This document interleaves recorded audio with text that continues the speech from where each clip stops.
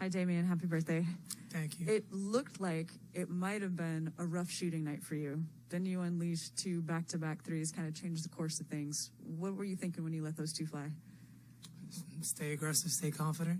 I feel like in the first half, I wouldn't say I was timid, but, just not being as aggressive, whether it's trying to get rebounds, trying to get in the fray, look for my shot. So second half, come out with the aggressive mindset and live with the results. That lineup you guys closed with, how would you describe what it can do defensively? Draymond, Iguodala out there, and yourself. It's a very small lineup, but versatile. Yeah, I mean, you kind of hit the nail on the head there. Small lineup, high IQ guys, versatile, being able to create for each other.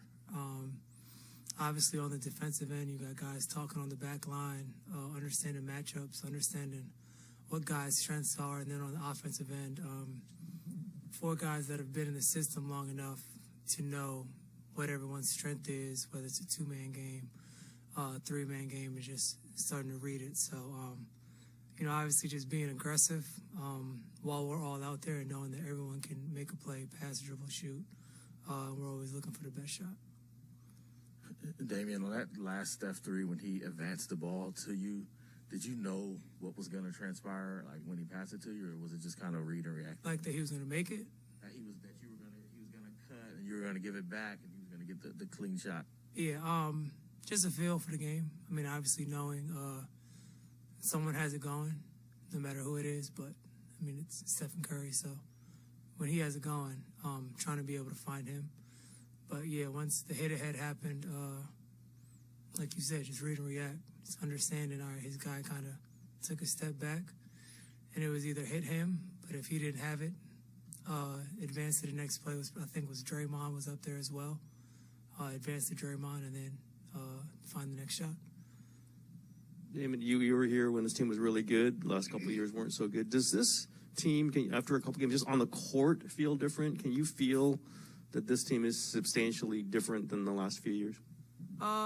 Yeah, I mean, just in terms of, obviously, coaches said it. Guys on the team have said it as well, just having a lot of space, I feel like, and guys sort of filling in their roles. And obviously what was the mantra, strength in numbers. Not knowing whose night it's going to be every night, but having guys that are able to go out there, compete, do what's asked of them, and just go from there. I mean, Belly, Otto, myself, Andre, Juan. Like, if you look at the roster, we got a lot of guys, looking to continue to prove themselves in this league, or guys on the back end of their career. So just knowing what you do, contributing every single night. It doesn't matter who gets the praise.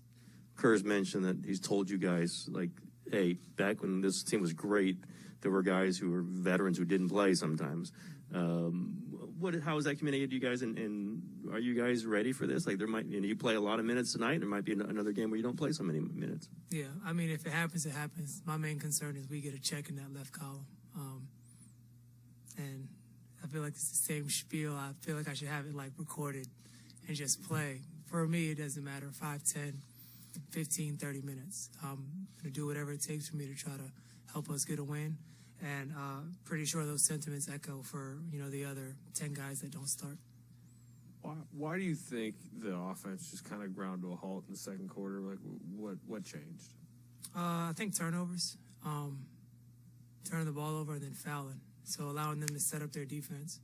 And then in the half court, we weren't necessarily, I wouldn't say executing, but, giving them opportunities to get more shots, I think.